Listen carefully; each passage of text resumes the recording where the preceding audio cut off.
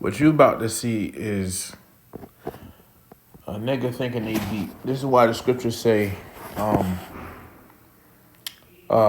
basically not to basically the things that showed unto you is more than men understand. You know, don't go out trying to be deep. So I'm gonna play this, and Lord willing, it's edifying to the elect. All praises to Yahweh, Bahashim Yahweh Shai, Bahashim Rachakodash. Double honors to the apostles and elders of Great Millstone that rule well. Peace, blessings, and salutations to the elect of Israel. Listen up, man. This is just stupid. By a guy named Rashad. The Greeks are white people, human beings, Israelites, and it's Hebrew about us. Hebrew is a Greek terminology. It comes from the Greeks. We are before the Greeks. The Greeks are white people, human beings. So Greeks are the word Hebrew is a Greek terminology. Okay? So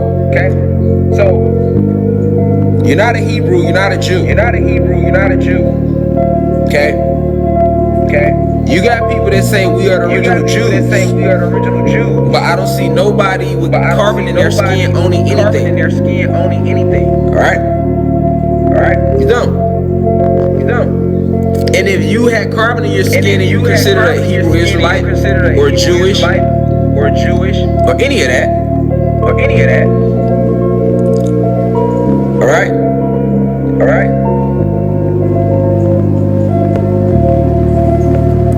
They want to deem him anti-Semitic. Who are the Semites? The Jews. The human beings.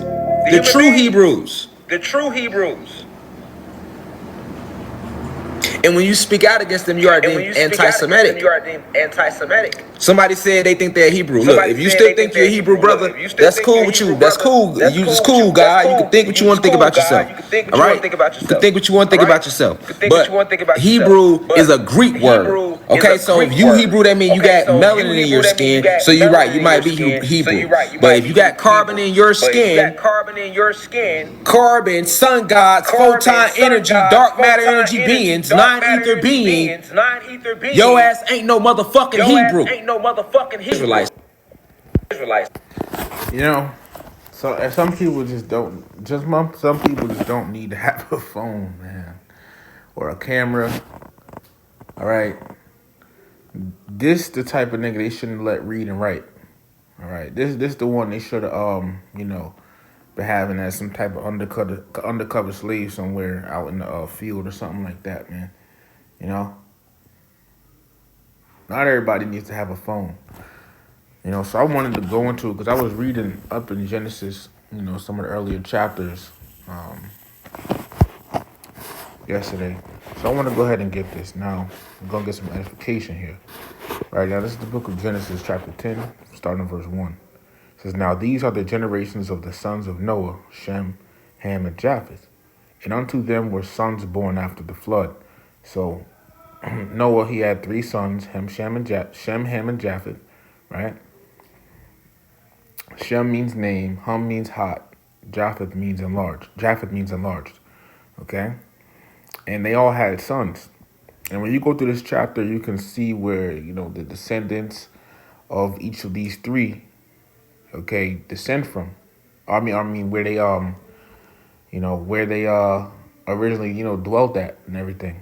Okay? Like for example, Japheth, okay, they were the original inhabitants of Europe. All right, today they're the so-called Samoans, Hawaiians, Tongans, etc. The so-called Polynesians, right? But now let's go down to something. Let's go down to Shem, right? In Genesis 10, you know, it gives you basically it's called the Table of Nations, and you know, you read through this, you know, it really puts things into perspective. Okay. That's why you can't jump to the middle of a book and think you understand it. All right, you have to read it, okay, and understand it as you read it. Now, let's go down here. This is the book of Genesis, chapter 10, verse 21. And it says, and really, you know, here, you know, it goes on listing the names of the descendants that come from Shem, Ham, and Japheth, okay, which ultimately, you know, everyone comes from Adam, you know, Adam's line through Seth, okay, and then down through Noah, okay, and then down through Noah's three sons. All right. But, the Lord had divided the nations, okay? As you see in this chapter, it'll say, for example, Genesis 10 and 5. By these were the isles of the Gentiles divided in their lands, everyone after his tongue, after their families and their nations. Okay? So the nations, people were spread out across the earth, or at this time, in the eastern hemisphere of the earth, because the western hemisphere wasn't inhabited yet. All right, and after the flood, is where we get our continents how they are today. The flood broke it up, right? The western hemisphere being Arceus, nobody lived there, okay, which is the Americas over here. But on the eastern hemisphere, you had these descendants spread out, Japheth in Europe, around Asia Minor, Ham, the Canaanites, Shem, etc. Okay, and they're different places, right? So Genesis 10, they tell you about that, but in Genesis 11, right? You go here, Genesis 11, after the Tower of Babel, everything, it focuses back on Shem's line. And why is that? Because this is the line, it focuses not only on just all of his descendants, but it focuses on a certain lineage, right? Because this is the lineage that would lead up to the chosen people, which is who? The Hebrew Israelites.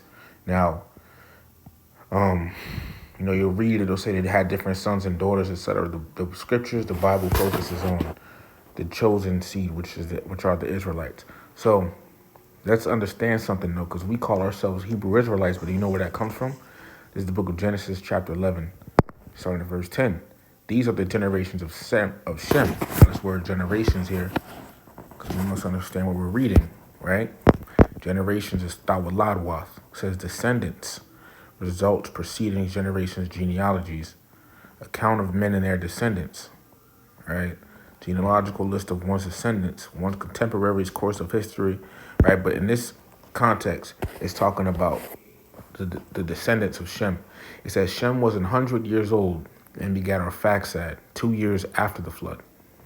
And Shem lived after he begat Arphaxad 500 years and begat sons and daughters. See? So Shem had Arphaxad. Then he had, Shem also had other sons and daughters, which are not named here. See? Then it goes on to who? It talks about Arphaxad now. It's focused on a certain line which leads to the children of Israel, the chosen seed. It says, verse 12, and Arphaxad lived 35 years and begat Salah. And Arphaxad lived after he begat Salah 403 years and begat sons and daughters. See? And you see the same concept, got sons and daughters here and there, right? It says, and Arphaxad lived after he begat Salah 403 years and begat sons and daughters. Verse 14, and Salah lived 30 years and begat Eber. See? And Salah lived after he begat Eber 403 years and begat sons and daughters. Okay? It says, and right here, let's, understand something. Now this word Eber, right? Going to Hebrew. Eber is the Hebrew word Ibar. Okay? It says region beyond, but really means from the past. Let me look at the note I have for it. Bear with me just 1 second here. Because I got a note in here for it. Genesis 11. You got to take notes, when you study, so you know things, man. Right? This word, it says Eber is Ibar in the Hebrew, which means Hebrew. See? So really the word Hebrew is not really what his name was. Like the way you literally say Hebrew is Ibar. And Ibar means from the past. This is where we get our ethnicity as being Hebrews. It's not until Jacob and his children that we specifically become Israelites. You see? This is where the term Hebrew comes from. Okay? Hebrew is where we get our ethnicity, and Israelite is our nation. Okay? You know. So it says, and Eber lived 430 years. And by the way, let me get this real quick. Right? Let's get something. This is the book of Genesis, chapter 14, in verse 13. It says, and there came one that had escaped and told Abram the Hebrew, for he dwelt in the plain of Mamre the Amorite, brother of Eshcol, and brother of Aner, and these were confederate with Abram. You see? But why did they call him the Hebrew? Because when we go back to Genesis 11, right? Going back down, you read on down, all right, it talks about, Abram comes from his line, which Abram is Abraham. He comes from this line. You see? So, and then we come from Abraham, okay? And guess what? The so-called white man Esau, he also comes from Abraham. Okay, so he's a Hebrew as well. The so-called white man is a Hebrew, It's a lot for all the background noise, but even Abraham is a Hebrew, man. Okay? So to say that Hebrew is a Greek word when the so-called white man was not even, he's not even in the original inhabitants of Greece and Europe and all of that. You see? So, that was just a stupid argument that man made. We're Hebrew Israelites, man. And then you go to Genesis 49:1. It says, and Jacob called unto his sons and said, gather yourselves together, that I may tell you that which shall befall you in the last days. All right? So, and then, it goes into the tribes of Israel here, which whom we descend from, and these different things they show you, the different things that happen to the tribes, of Israel later on. You see? So so there you go, And then you got the curses, Deuteronomy 28, that fell on the Israelites. So look, to say we're not Hebrews and and Hebrew Israelites and things because we have dark skin. Are you serious? The Messiah, who was a so-called black man, has dark skin, man. Okay? This is the book of Hebrews, chapter 7, and verse 14. For it is evident that our Lord sprang out of Judah, of which tribe Moses spake nothing concerning priesthood. You see? And Judah are the so-called Negroes. Okay? And guess what? Going into Jeremiah 14:2, Judah mourneth and the gates thereof languish. They are black unto the ground, and the cry of Jerusalem is going up. And when you go into this word black, it's the Hebrew word quadar. Go to the lexicon, it says under the second parentheses to be of a dirty, blackish color, as of a sunburnt skin. So, that's a quick cut, okay?